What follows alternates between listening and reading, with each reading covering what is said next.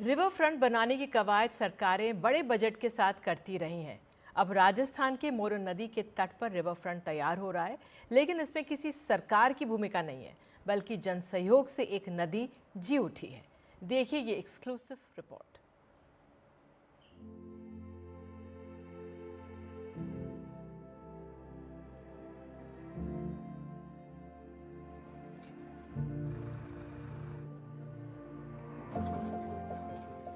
कचरे का डंप, बजरी खनन से दुर्दशा, प्रदूषण की मार।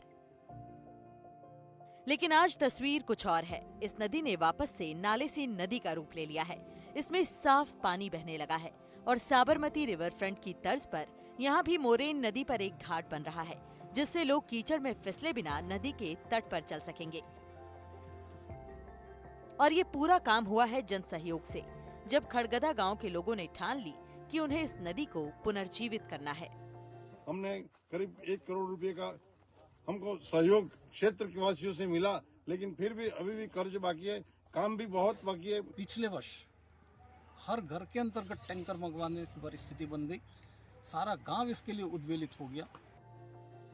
मोरन नदी खड़गदा गांव की परिक्रमा करते हुए गुजरती है और इसका आकार शिवलिंग के जैसा है। यहाँ उदयपुर से पश्चिम वागड़ कहे जाने वाले क्षेत्र का सबसे बड़ा मंदिर भी है, इसलिए गांव के लिए नदी का खास महत्व है।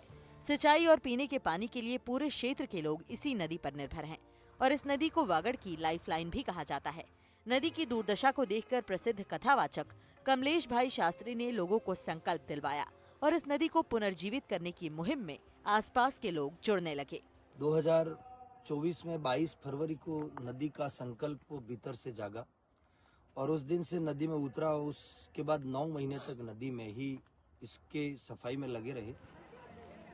बीते 25 सालों से बंद हो चुके गांव की नदी की ओर जाने वाले 13 मुख्य मार्गों को वापस खोला गया। नुक्कड़ों पर कब्जा की गई जमीनों को छुड़ाया गया। नदी के किनारों पर पैदल चलना भी काफी मुश्किल था।